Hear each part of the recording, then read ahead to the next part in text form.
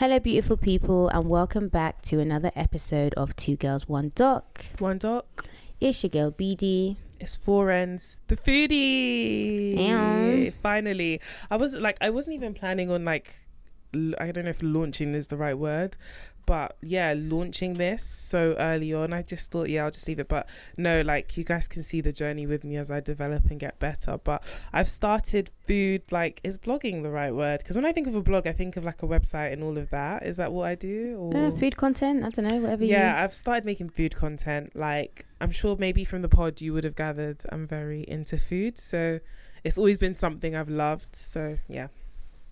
Go and watch it, guys, on TikTok, Four Ends the Foodie, Instagram, Four Ends the Foodie. Yeah. And I also updated it on our Two Girls, One Doc I clocked page, that. I was tagged in something. Bitch.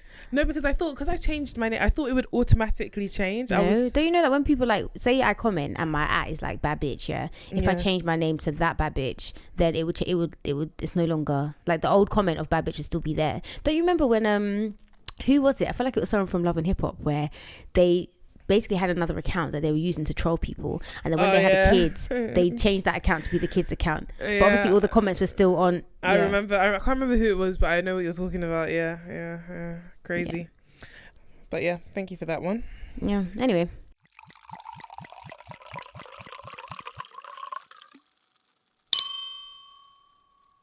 so today we are discussing the Hatchet Wielding Hitchhiker on Netflix. No, what we're really discussing is white privilege. Well, and there you have it. Next week we'll be covering honestly, it's some bullshit. One thing that I will say though that I am very grateful for is that this was one episode, just the one. It wasn't a series. It didn't go on for 4 episodes unnecessarily. It was just the one and done. Wham bam, no thank you ma'am. Literally, yeah. But you know what was interesting? Sorry to interject. I've watched this documentary before. I watched it for our pod. So I watched it over at some point, and then we did it for the pod. So I watched it again. What, this only came out in January? Yeah, I watched it before we went back to recording. Okay. And then did you watch it before I put it on the thing? I think so. Okay. I think so, because I remember looking at it and being like, oh, I'm glad she's leading this, because I'd already watched it and I was like, I was just so pissed off by it.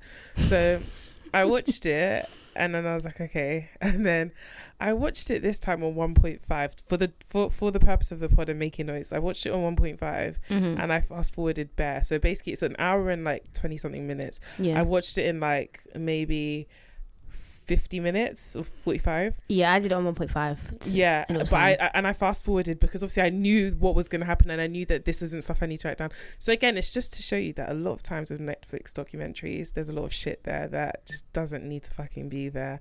Maybe I just like my documentaries to be wham bam, thank you ma'am, but I just felt that there was so much shit in there that I didn't need.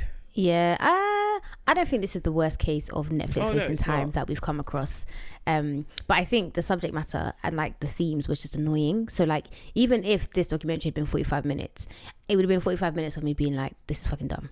Yeah, I mean, I guess. So the documentary opens up with our main talking head, who to me is the real crime here. I'm just going to say it, yeah. I'm not even waiting to the end, because to me, this guy is such a beg, yeah. He is clinging onto his 6 minutes of fame and he is not letting go, yeah. His name is Jessup Riesbeck, okay? So, Jessup.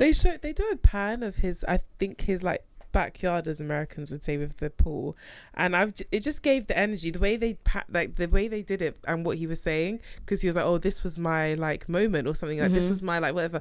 I got the vibe that he really blew from this one moment. He even looks so different. So I said this, he glued up all expenses is paid for. He did. Yep. He glued, because he is a sports anchor, yeah.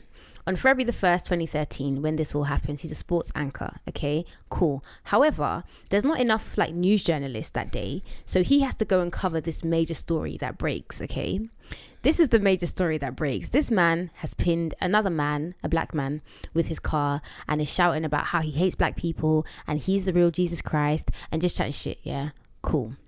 So Jessup has to now cover this story, which is not sports, but that's why we have a documentary today, okay? So I just want to say that as annoying as I found Jessup to be, this is a great example of what is meant for you and not pass you by. Because he literally blew because of this. Like, being at the right place at the right time, your destiny, whatever you want to call it, what is meant for you will not pass you by. Because Jessup was out here doing up sports, and they said, oh, we're short-staffed, here, go and do this. And now he has a pool in his backyard. Yep. Just like that. Just like that. Just like that. I mean, and that explains, I guess, why Jessup seems so grateful to... Anyway, let's get into it. So Jessup goes down to the scene, and then, as you know, expected, there's a black guy pinned between this guy's car and something else, and people are trying to help him. And then the driver starts to attack people who are trying to help the black guy, and the passenger of the car attacks the driver. So just to set the scene, 2 men in a car. Driver gets out after ramming into a black man because he's fucking racist, and is just attacking people. Passenger gets out the car and is attacking the driver so as to help the people being attacked by the driver. Yep. Cool. So the passenger turns out to be this guy called Kai, who this documentary is about. Okay, so he's homeless, but he doesn't like that word. He goes by home free. Okay, he has a big backpack and a bandana, and many witnesses describe him as looking homeless. I'm saying homeless because that's how he was described, because that's how he looked. But did you think that he looked like that? I think homeless. I think he looked like a backpacker. I think he looked like a student, like with a backpack. I think he looks like some of those rich white boys that them like Europeans go to Thailand. that just like that's what he looked like to me. To be honest, that chundered everywhere. Kai is not bad looking. He looks like that white guy that is always in all these rom-coms. Oh fuck! Have you watched 37 Dresses or something like that with 27 Dresses? 27 with Katherine Heigl. Yeah, I've seen that. He looks like that guy. You know, I don't recall these men. Okay, I will. But post. I can imagine what you're saying. Yeah, he just looks like some guy, the lead of a rom-com movie. That's what just the thing disheveled. Is, it's so sad because if life had gone differently for him, like he's actually a good-looking guy. He's actually good. He would have been like maybe not a jock, but if he was a jock, he would have been like the one that's nice to everyone and like gets on with everyone. He would have been like Zac Efron in High School Musical. Like he would have been like that guy. Push it to the limit. No, that is, what's his name? Corbin Blue. Thank you very much. Oh shit, what was Zach's song? We're all in this. There was another one. Do you remember when he was singing by himself? Oh yes, in the lake, and he looks at his reflection in the mirror. Oh shit, what's that song? How does that song go? Why am I feeling so wrong? My head's in the game, but my heart's in the song. She makes me feel so right. Is that what he was singing? For it. Get your head in the game. Oh no, that's Corbin Blue as well. That's Corbin Blue.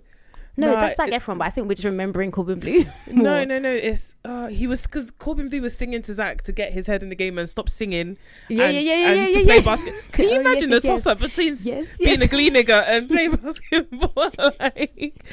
Make a decision. That's like the Ovi documentary. I want to be an influencer. I want to play basketball. It's like, brother, just do both. What's your problem? You know what? Yeah, Ovi's still sexy as fuck, but he's trying. No, I'm literally gonna Google it right now. One sec, guys. It's gonna bother me. My head's in the game, but my heart's in the song. It's gonna really bother me. Like, why can't should I go for it? No, I'm dead. No, that was the best time of my life, that High School Musical era. Thank you. I'm going to play this for my sister, because my sister always says to me that it's weird that I watched High School Musical, that I was too old to be. That's what I said to her. I was like, it was literally, she was like, nah, you were too old. It was even for us. We were younger than the age that they were playing. Literally, I was like, how is it? No, she was like, nah. It's and the thing is, if not for you watching it, what business would she have watching it? She probably just sat there while you had it on telly. Oh, don't come from my generation, fam. Okay, so Zac Efron, High School Musical song. Oh God, I'm gonna find it, guys. And is it the one where he's in? Is that High School Musical 1 or 2? Because there's the one where he's looking. Here it is. Bet on it. Yes, this is bet it. On it, bet on it, bet on me. I wanna bet on it. That is the plan.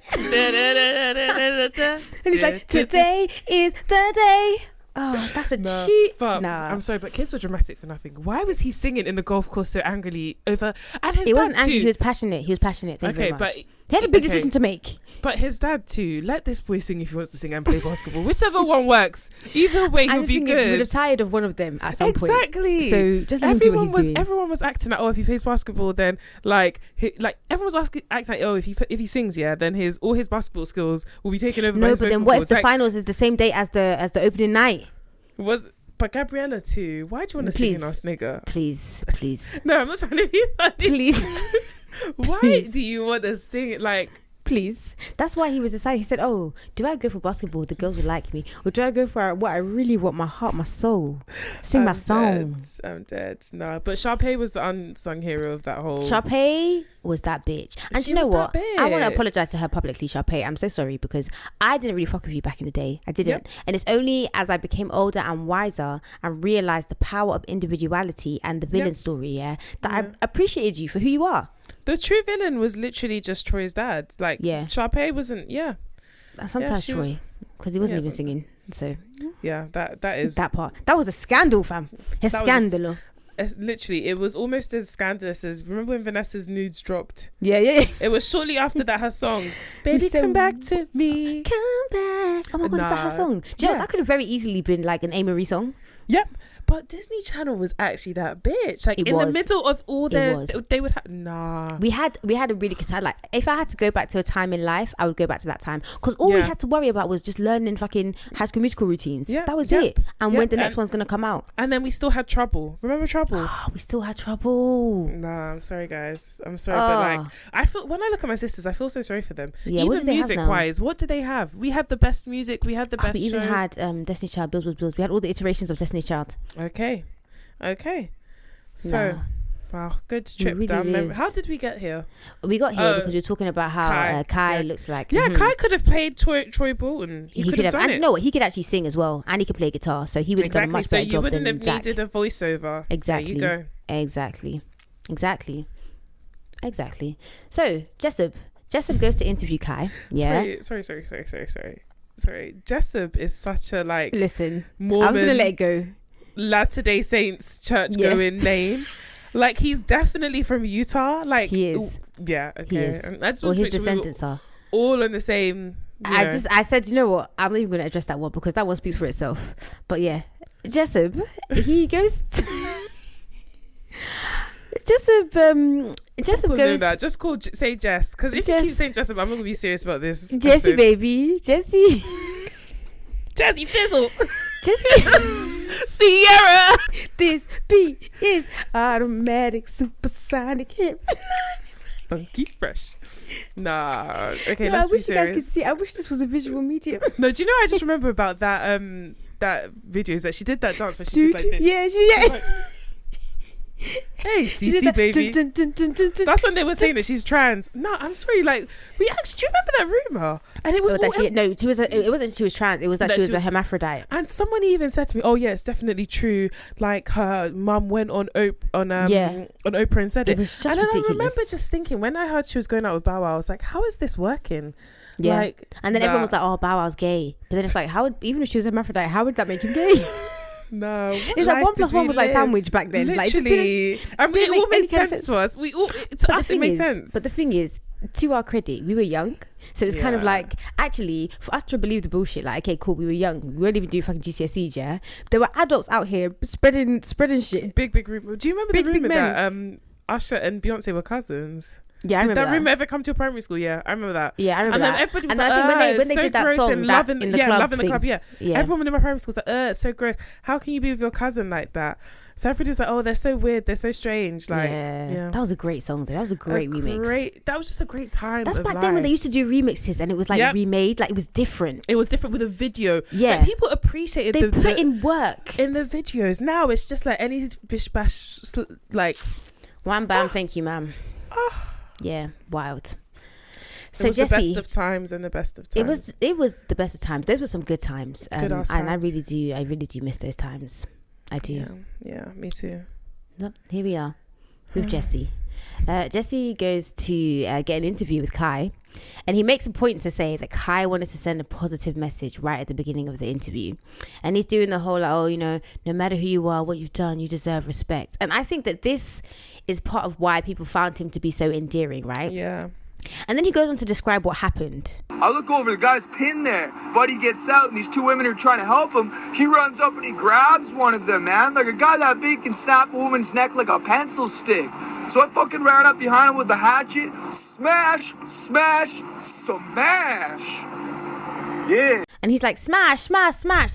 And so At this point in the documentary, yeah, and I said this on the TikTok that I made, yeah, I was like, why? Number one, why do you have a hatchet? Yeah. And number two, why were you so ready and eager to use this? And on TikTok, someone made a point and was like, oh, homeless people tend to travel with weapons just for like safety and stuff. And I was like, okay, fine, I hear it. But like the fact that it's a hatchet, an axe, I'm sorry, like that's wild behavior to me. Because isn't it even heavy to have? Not even like a cheeky pocket knife, like an axe. Heavy. Is that normal behavior? No. Anyway, the documentary does the thing that I love, yeah, where the filmmaker makes me realize I'm not a crazy person for thinking what I'm thinking, because she says, and she's British as well, so maybe that's why, and she was like, did it strike you as odd that he had a hatchet? Did it? Not really. I mean, I just, I figured being a kind of a homeless transient, a hatchet would be a good thing to have. And Jesse's like, nah, not really. Yeah, but Americans are dumb. So I was like, okay, maybe it's a British thing, like, because we don't really have, I mean, but the Americans, okay, if it was a gun, I would be like, all right, cool, like he had a gun for protection, yeah, but like a hatchet, I'm sorry, even for Americans, yeah, that's wild behavior to just have a hatchet willy-nilly, like just walking around as your weapon of choice. Williest of the nilliest. They're literally a little pen knife that you just something like Swiss Army, someone up. I get it, but like I don't hear it, man. But even the thing is, during the interview, like to me, he doesn't seem to be like there. Like I don't know, he seems a bit off. Even from that first interview. Yeah, he definitely seems like, I don't know, like there's something, he's not really with it. Like he's he's I don't know. Yeah. At the very least, I was like, okay, this guy's got ADHD or something. I think that's what I was thinking, but I think it's even more than that. I think it's ADHD and something else. At this point, I was like, oh, it's a bit of ADHD. Like he's just a free spirit, like that kind of thing. Yeah. In any case, he saves the day, yeah, and he becomes a hero, which, I mean, is good, right? Because he saved people. No one dies. The guy is really injured. And I think he actually is in a wheelchair now, because I think one of the latest scenes in the courtroom, there was a black guy in a wheelchair. And I was like, oh, this must be wow. Yeah. Mm-hmm. So the guy gets arrested, the driver, okay? And so the reason that Jesse Baby, yeah, probably has fucking wet dreams about this is because after the interview that he has with Kai stops, he doesn't chat to anybody else. So that means now that they have an exclusive, yeah, and they as in Jesse B and the Terry, the cameraman who filmed it, yeah, cool. So Jesse B puts the whole 6-minute video on YouTube, yeah, before bed, and the next day it's gone viral. Like he just wakes up, it's gone viral. Same thing with Terry. They wake up, and Terry's so cute because Terry's like, yeah, you know, before I went to bed I had like 50 views, and I was like, oh wow, like I'm doing really, really good. That's amazing. Aww. He goes to bed, he wakes up, he's got 500,000 views. Can you imagine? Can you fucking imagine? And he was just like, it was crazy. And like there's GIFs, there's memes, there's tweets, there's song remixes, there's YouTube reactions. Like the internet does what the internet does, especially back in the like early 2010s sorts of thing. Like do you remember when they used to do them remixes of the news? Like, I got bronchitis. Do you remember that one? I don't remember that one, but I remember the different, because hide your kids, hide your wife. Yeah, that's when where I like, that was one of the ones I remember. Yeah. And I'm like, when you actually deep it, these people were talking about really serious things. Yes. Even and we just made it a joke. POP. Hold it down. Yeah. Fam. It's true. People's lives, like fighting for their lives, and we're just doing remixes. We're just laughing. Hee hee, dance, remix. Yeah, it's crazy. That was a crazy time. I mean, and the times get crazier, so I don't know what I'm chatting about, but that was still a crazy time in and of itself, yeah. So I have no recollection of this, like in real life, like real time, like 2013. I as I say this all the time, like my sphere of the internet is clearly very different, because I have no recollection of this, no recollection of Hunter Moore, no recollection of any of that. This was some side of the internet that I didn't get an invite to, because I don't know any of this stuff. Absolutely not. And the stuff that's happening now, that will be documentaries in the future, I'm not privy to. Yeah, probably not either. So Terry the cameraman says, Kai equaled ratings. It equaled ratings because he was fresh and he was interesting. People liked him, and ratings equal money. And I think this is quite important later on, because Kai's seen as really charismatic and like he's a hot commodity. Everyone wants a piece of him. Okay. Mm-hmm. Speaking of which, now we meet Brad Mulcahy. Yeah. And he seeks out like talent for the Jimmy Kimmel show. So obviously during this whole time, he's after Kai. Yeah. There's also this lady called Lisa Samsky, who's also after Kai. She's a reality TV brand manager. She's worked on Keeping Up with the Kardashians. They wanted us to know that. It's really, really important because it shows how amazing she is.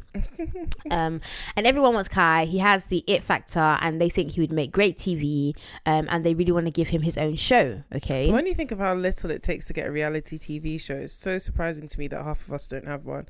Mate.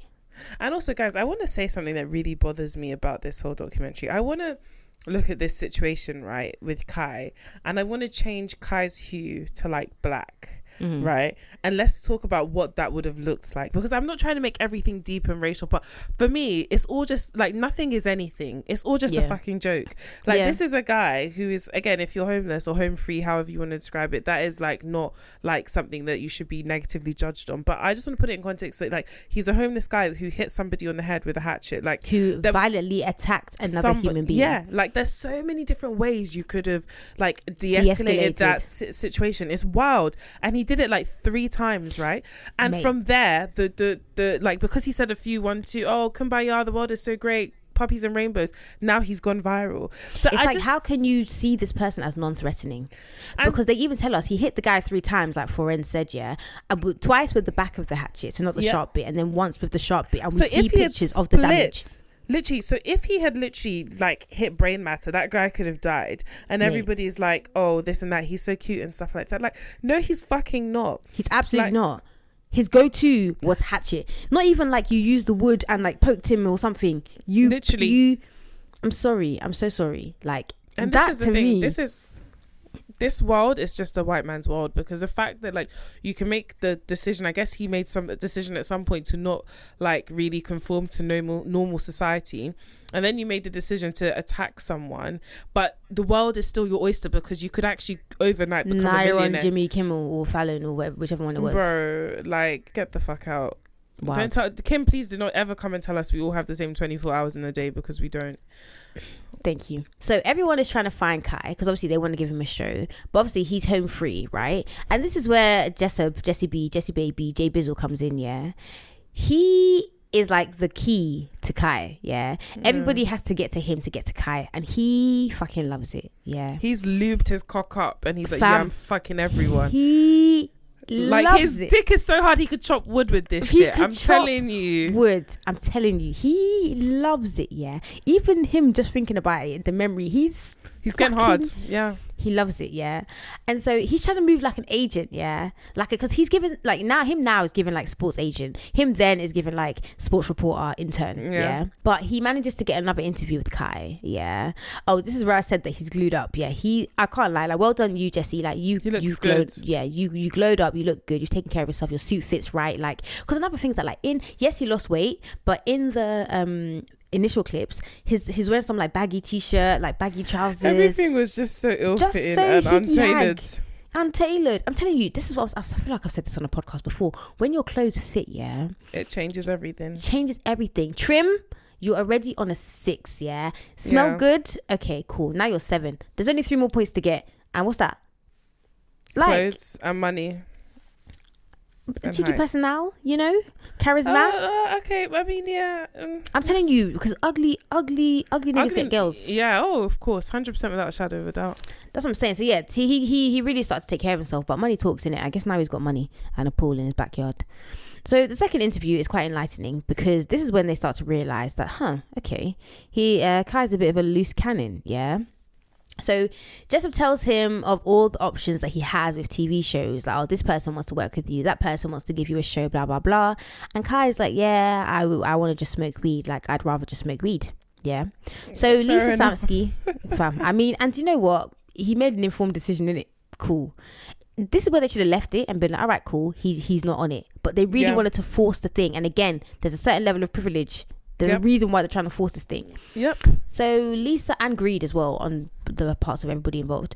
So Lisa, the Keeping Up with the Kardashians woman, is like, just tell him we'll give him a limo full of weed if he decides to like do it. And so he agrees. We don't see the limo full of weed, but we, it happens. But this is also the dark side of like showbiz. Yes, like, and I think that's what this documentary really is about. I think Kai was really exploited by a lot 100%, of people. 100%. And they didn't give a fuck. Like, exactly. You're saying that you're going to give this guy a limo full of weed.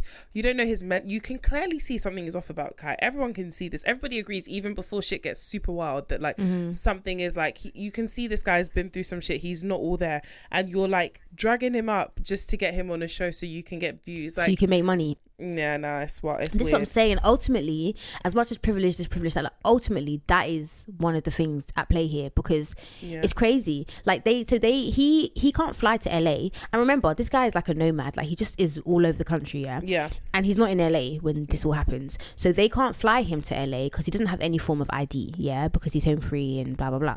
So they have to drive him from where he is. I don't remember where it was, but it wasn't LA, and it was far from LA, all the way to LA, and he has to have a chaperone, right? But they have to get him to agree to be on the TV show, yeah? So they have to get him to like sign a release or whatever, and he signs it in hieroglyphics. Okay, how do you even know what hieroglyphics are? That's the and thing. I think, do you know, I didn't even know that it was hieroglyphics. I think it was just fucking nonsense. Like, you know, in Microsoft Word, when you have like the wingdings. Yeah. I think that's. I think it was just fucking nonsense, yeah. And the guy was just like, okay, cool. So listen, yeah, this guy didn't want to come. He wanted a fucking pocket full of weed, yeah, a limo full of weed, yeah. I got a pocket full of sunshine. Weed. Exactly. Of weed, yeah. and he is signing in quote unquote hieroglyphics, yeah. Is this somebody that you think should be on TV? It's somebody that you even want to assume the risk of having around you. Is anybody in this documentary dear? Are you all still dear? Are like you how? Are you dear? Like how? It's so crazy. It's so crazy. So he gets to LA, and he's on the Hollywood Walk of Fame, pissing on the stars outside this really nice hotel, yeah. They get into the hotel. He goes straight to the minibar and backs Jack Daniels from the bottle. Anyone backing Jack Daniels from a bottle is someone that should be feared. Feared. They have nothing to lose. Absolutely nothing. Your throat isn't hot. Nah. Nothing to lose. Nothing and everything to gain. I'm telling you. Fear those people, yeah. And then they go and get food, and so he takes his skateboard and he rides his skateboard in the lobby of this fancy hotel, and these people say, no ma'am, no sir, out of here. Yep. So they kick them out, and then he has to stay at Lisa's house. Anyway, whatever. Can you imagine having a guy like this stay in your crib? Anyway, it says her right. So someone else also tells us about him producing. This is the same in the same day. This is what happens in the same day, yeah. Him producing a massive knife, yeah. I assume to replace the hatchet, yeah, that was taken from him after he attacked a man with it, yeah. Yeah. He just had like a massive knife, like sticks it in the ground. Okay, cool. So now it's only now that they're like, maybe, you know, maybe this guy's not all there. Like, maybe something's off. It wasn't the hatchet. Or the willingness to use the hatchet. Or the pissing on the sidewalk. At that point, nobody said anything. It's just when he produced it, fam. Okay, all right. He's been telling you lots he's crazy. Fam, this didn't have to be a documentary. So it's the 11th of February, 2013. It's 10 days after he goes viral, right? So now he's on the Jimmy Kimmel show. And he gets there, and what does he do? He pisses on a sign. I'm just like, look, how much can one person pee? Like, were you raised by wolves? Are you marking your territory? What is it that you're just peeing everywhere? I don't understand. And it's not even like, oh yeah, like I'm wetting myself. Like you literally are choosing where it is you're going to produce your member and pee in public. Yeah, it's wild. It's weird. It's erratic. It's crazy. All of the above. All of them. And so they're about to start filming, and the police come in and take Kai because they've been looking for him, yeah. And they only know where he is because of this Jimmy Kimmel, Jimmy Kimmel tweeted about him being on the show, whatever, yeah. Yeah. So this arrest, spoiler alert, there's another one, but this one is about him basically being a witness to the initial crime, okay? Yeah. So he's released and goes back to film. So it goes well, surprisingly.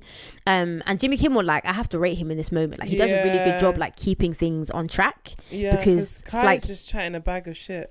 Just shit, like just chatting absolutely shit. It's like nothing. It's like trying to, like, you've got a naughty child in class and you're trying to, like, not disrupt the rest of the class, and get them to focus. Yeah. So even after this, they're like, oh, do you know what? Let's get him back for like a little segment, and let's get him to do movie reviews. And it's a shit show. Like, he can't focus on the movie, so they're like, okay, fuck that. Let's just get him to watch the trailer, which is like 2 minutes, yeah, and he can't even focus on that. And our talking head today is like, fam, a reality TV show never would have worked. Like, how are they going to be like, oh yeah, come and have this conversation in this coffee shop about this particular thing? Like, it was never going to work. It's never going to work, yeah. And it's funny because if he wasn't erratic, it would have been a good show in the sense that, like, maybe if it followed him and his interactions with his family and all of that, like, just if he was, but I guess if he was any sort of sensible person, we wouldn't even have this whole scenario anyways. Yeah, see, you solved it. So there's this whole section about how everyone loved him and he had like loads of chances to blow. So like I said earlier, he plays guitar, he writes songs, and there's this bit that he performs a song, and I was like, do you know what? Yeah, this song is actually not half bad. It's not bad, and he can like, sing. It was actually pretty, and he could sing. And apparently Justin Bieber's people get in touch with him, and nothing comes of that. But it's like, imagine if it did. This could have gone differently. I mean, it was ultimately going to end the same, but it could have gone better before it went worse, basically. Yeah. So we're now 3 weeks after the initial incident at the trial that Kai was a witness to. The trial of the crime that Kai was a witness to. Anyway, you know what I mean. The police guy is basically saying that like Kai is not completely innocent in this, right? Because we're now seeing some talking heads just now coming to the realization that using the hatchet is quite violent, and that he's had other violent encounters, yeah? And like the way he describes the violence is not like, oh, a necessary evil. It's like he's relishing it, like he loves it, like he's lapping it up. He's lapping it up. So now we meet Gabriel, who is the leader of some band. He's a singer, yeah, and he says a lot of stuff, but the reason that he's here is basically to tell us about how Kai was like bragging about the day that he hit the guy with the hatchet. In Kai's words, he's bragging. He says, oh man, you know, this guy picks me up and I offer him a joint, and he can't even handle his shit, man, because like I handed him a joint, but what he didn't know was it was laced, man. And he starts listing all these drugs, and I don't even know what they are. And he says that he laced the spliff and the guy couldn't handle it, so he flipped out, and like implying that maybe that's what caused him to basically run into the guy, right? Yeah.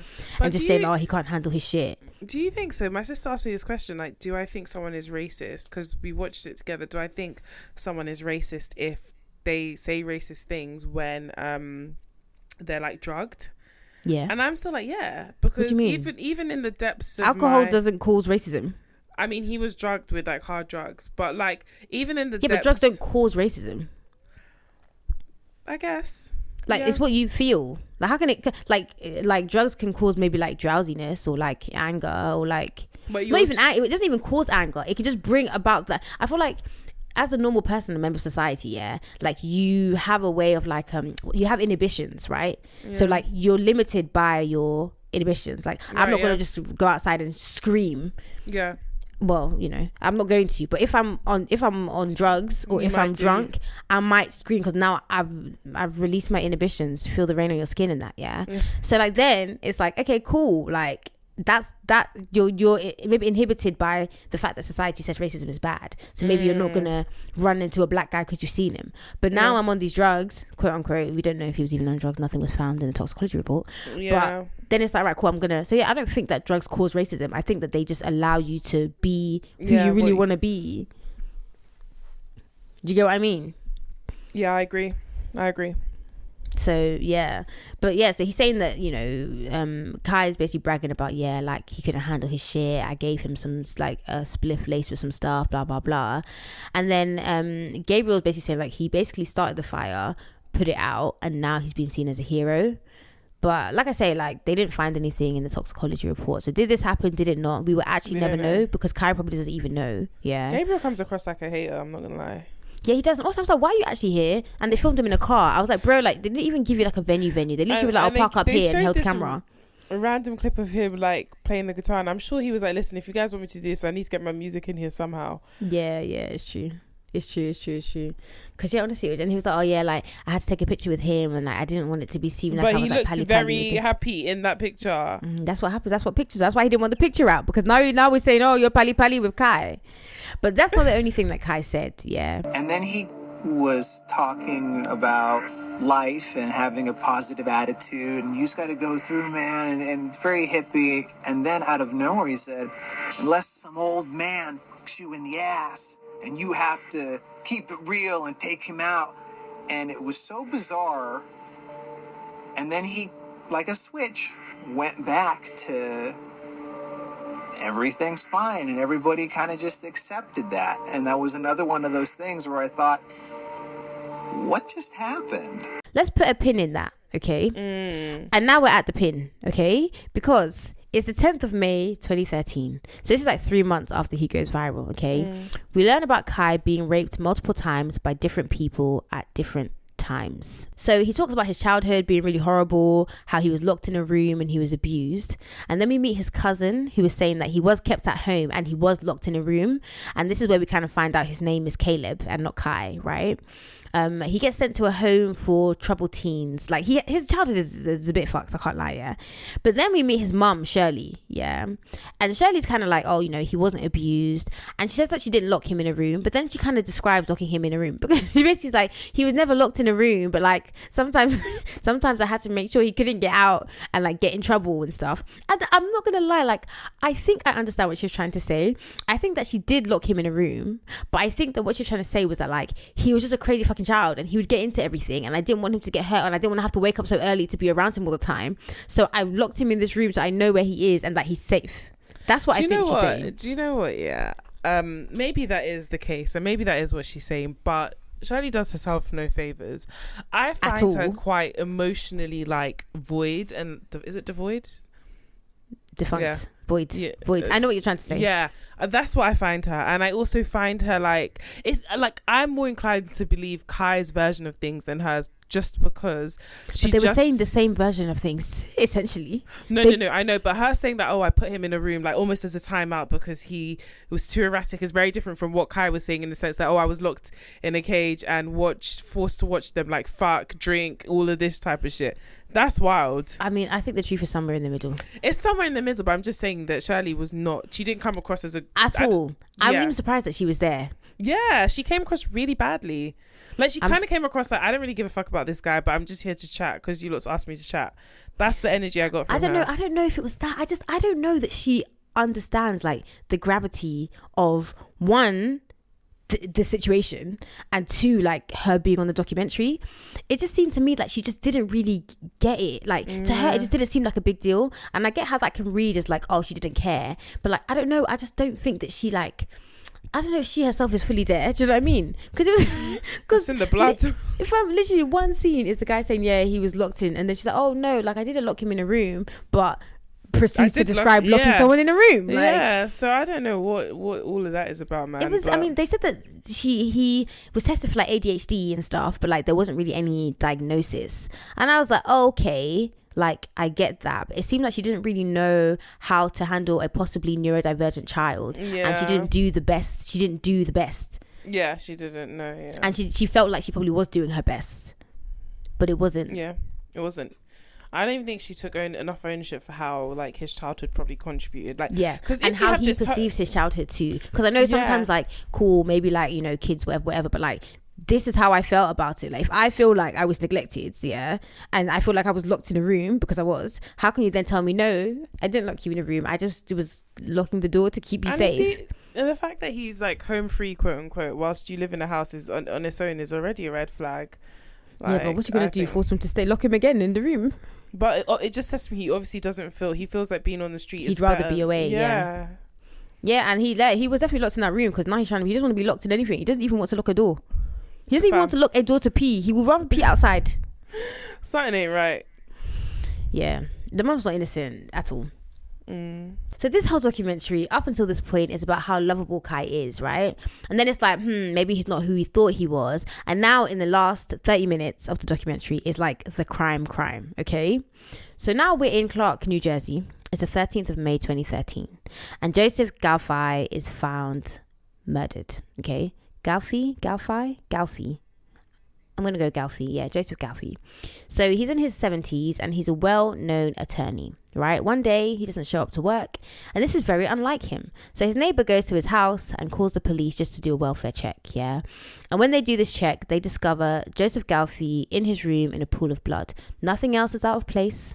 They do find a piece of paper with the name Lawrence Kai. So they Google it, naturally, and they see this viral video of Kai. They must have found so many pieces of paper in that house though, if he was a lawyer. I wonder what made them be like, oh... Because I think it was by his laptop. It was like his name and a phone number, like scribbled on a piece of paper or something. I guess so. It makes you think. But also, it could have been a long process, and this was just one of the things they found. But like for brevity, they were like, "Oh yeah, this piece of paper they found and whatever." Yeah. So they Google him, and I'm like, I'm not gonna lie, like if he hadn't gone viral, this is a guy who's a nomad. They would never have found him. They would never have found him. Never. It's so crazy. They probably would never have found him. It would be one of the Crime Junkie episodes that, like, you just don't know what the ending was because they wouldn't have found him. It's like they probably would never have found him. How are they going to know? Literally. That would have been the whole But to be honest, they did find train tickets and then look at the CCTV. So they probably would have seen, like, the video of him, but they never would have, like, found him because he wouldn't have been anyone to find. Yeah. So yeah, we see CCTV footage of like Joseph, Galfi and Kai together, and like it's clear as day, and like Kai's just there with his bandana, and like it's Kai. Do you know what I mean? Yeah. So now the hunt is on for Kai, and he makes a Facebook post implying that Joseph Galfi drugged him and raped him, and that's why he killed him. Yeah. And then to make himself seem even more guilty, he changes his appearance. Yeah, he cuts his hair, and then he gets a face tattoo. Okay. Pictures of him circulate, and eventually a policeman clocks him and he gets arrested. All right. Jesse baby, Jesse B, Jay Bizzle is beside himself. He's so sad about Kai. He said, not my cash cow. Fam, it's like, good God, get a grip. Like, literally, can you fucking relax? Like, take it easy. Even now, like, he's still proper in his feelings about it, Yeah, he is. And, like, we see Kai's interrogation, and Kai's kind of like, you know, how they met. They went and got food and a beer. He fell asleep at his. He wakes up with a metallic taste in his mouth and cum on his cheek. Okay? Trigger warning, by the way. And he doesn't say anything, but then Joseph drops him off to the station, and that's the CCTV footage that we see, right? And they hug. Can I just say they hug? Yeah, they hug. So it seems like it's ending amicably, yeah. And the reason that he's leaving is because he's going to meet his friends, but they don't show up. So he goes back to Joseph's house. They have more beers, and he wakes up with his pants down, and Joseph is in his underwear, yeah. And he doesn't volunteer that Joseph is in his underwear. He says to the police officers, I woke up, my pants were down. And then the police officers say, how was Joseph dressed? And he says, oh, he's in his underwear, yeah. And this is when Kai basically admits to killing him, saying that he did it because he was raped. And then he asked for a lawyer. I was like, babes, you did it the wrong way round, hun. Babes, literally, babes, all you had to do, was keep your mouth shut. Keep your mouth shut. Because they ask for the lawyer first. They may not have had DNA evidence. It may have been circumstantial, and he may have gotten off. And I'm not saying he should have. I'm just saying this is how crazy. Like help yourself. He literally was just like, yeah, I did it, but it's because I was raped. So he was thinking, it's because I was raped, it's self-defense, I'm getting off, even though I did it. I might as well. He thought he was going to get off. Like, I don't think he thought that they would ever put him in prison. Yeah, at all. And also, like, I just don't think that he has a very, like, I think he has a warped sense of reality. Like, he doesn't live where we live. Yeah. So I don't even know if he knew the gravity of what he did, because I don't think he was actually trying to hide from the police or anything. Even when he was like, oh yeah, how much time? Like, he said, did they have the death penalty in the state or something? And the lawyers are like, babes, the police are like, babes, you asked for a lawyer. I'm not chatting to you. I'm not chatting to you. Yeah, he doesn't understand. I was like, rah, you petty bitch. So yeah, our detective Rob says about Kai, saying that he was raped and stuff. He's like, yeah, babes, like I hear it, but the crime scene says that you beat this man to death. Like, you have no defensive wounds. But then I'm like, it was so far long ago, like 3 months. Would he? But still they have, said that nobody had seen him with defensive wounds. Oh, right, okay. I also noted, the other police officer from West Coast, he was like, oh, this guy called me with a heavy East Coast accent. I was like, okay, you sassy bitch. Yeah, it was very like, he was like, yeah, we fucking got the guy, and he like mimicked the East Coast law. But I feel like them man, like, because their lives are so like different, they like New Yorkers think they're better than those people from LA, and then like the LA people think they're better than the people from New York. And I can also tell the LA police officer didn't like Kai, so I think he would have preferred if he had gotten him arrested for something. Yeah, because he only go for something like, oh, a cheeky axe hit. It's not cheeky, it's actually very violent. But yeah, so so the police officer, the detective Rob, I think he's the New York one, was like, nah fam, like this wasn't self-defense. Like it seems like it was like he was a vigilante, right? That he basically was like had issues in, and I'm not even denying that he had ever been raped or sexually assaulted, and like I'm not saying that didn't happen, but it seemed like he was out to get people that he felt were pedophiles or rapists or whatever, like vigilante justice kind of thing. Yeah, and I think maybe something that night triggered him and he had a reaction to it. I don't know if the guy raped him or not. Yeah, exactly. But I think something happened that triggered something him. Yeah. And we already know that Kai seems to be quite unstable. So it may not even have been something that happened that Joseph did, but something has happened to him and that triggered him. Yeah. He might have like touched him the wrong way or whatever. But so Kai's convicted and he's in jail. Okay. On screen text, Jet McBride, who is the original driver that ran into the black guy, he was sentenced to 9 years in a mental health facility. Not prison, not maximum security prison, to a mental health facility. That privilege is sweet. I said privilege is sweet. So sweet. They only found marijuana in his system, despite what Gabriel said that Kai said. So we don't even know if that whole lace thing even happened. Yeah. Kai is sentenced to 57 years in a maximum security prison. He tried to appeal in 2021, but they said, no ma'am, no sir.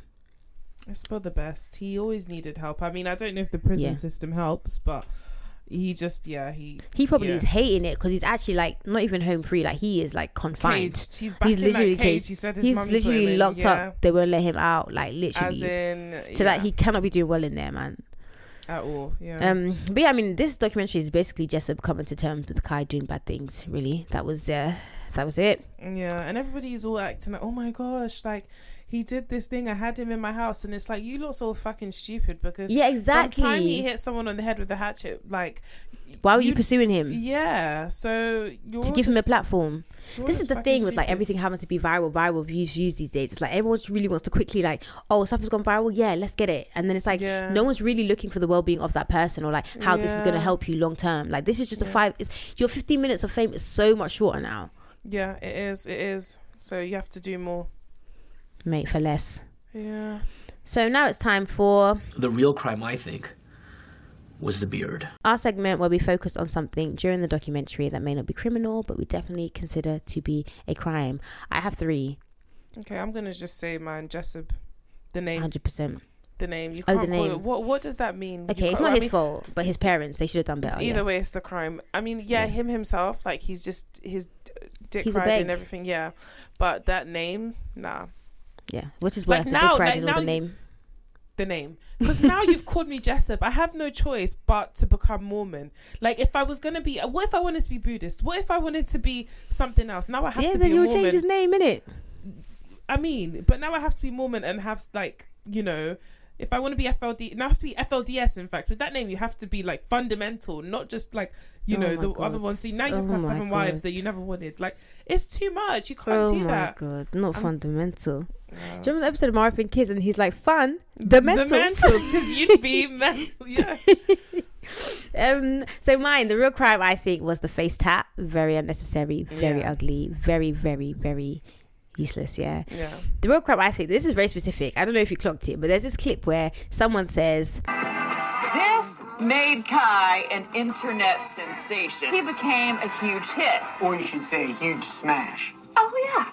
and then the other guy goes, or you should say a huge smash, like referencing the whole like smash, smash, smash. And I was like, you people should have said he became a smash hit. Like it was right there. Like it was literally right there. Did bullshit. And you people flopped it twice, yeah. And then the last crime, I think, yeah, is on the CCTV footage when they were on the train platform, yeah. Kai is brushing his teeth. I'm so sorry, yeah. Oh my God, I remember that. What's he playing at? Especially because you hate people. What are you actually playing at? Like, you oh my God, it stresses me out. And you just left a home where you could have done that. Thank you. It just stressed me out so much. I was like, what are you doing? You brush your teeth in the bathroom. Like, why are you on the train platform? But you know what? We thank God for hygiene, because it could have been that he didn't brush his teeth at all. I'd rather he didn't brush his teeth. That's what you say until you have to chat to him. Why would I be chatting to him? Okay, you never know. Exactly. Right, in fucking Clark, New Jersey. Mm-hmm. And no offense to you, man. It's not your fault that Kai killed someone there. But yeah, that's it for this week. Next week, we are covering Finding Robert Fisher, which is a very well-known case / mystery. This is one of my absolute favorite. Like, I don't like it when there is no closure. Yeah, no, but you know what? Yeah, it's just, I find it's like an enigma to me. Like, where the fuck is he? Exactly, like, and he should pay for his crimes. Of course. Like, maybe he is paying. Maybe he's in hell. Maybe. But yeah, but we don't know. Let me. Yeah, this was one of the first, like, true crime thingies I ever heard, and I was like, yeah, crazy. Where is this guy? Yeah. Where the fuck is he? Yeah, it's on YouTube, the documentary that we're doing. So you can watch it beforehand if you like to do that. If not, we're going to do a great job covering it. In the meantime, between time, you can find us on Instagram, Twitter, Facebook, YouTube, 2 Girls 1 Doc, and 2 Girls 1 Doc at gmail.com. Right, that's what we say. And then where can we find you, Miss Foodiana? Instagram and TikTok for Renz the Foodie. I'm so proud of that. Thanks, we girl. love a bit of alliteration. Does it still count as alliteration if there's a the in the middle? Yes. Okay. I say yes. Love a bit of alliteration. Yeah. All right then. Well, thank you so much for listening. We're back, Thank baby. you. We back. We back like we never left. Ow. All right, Bye. guys. Bye.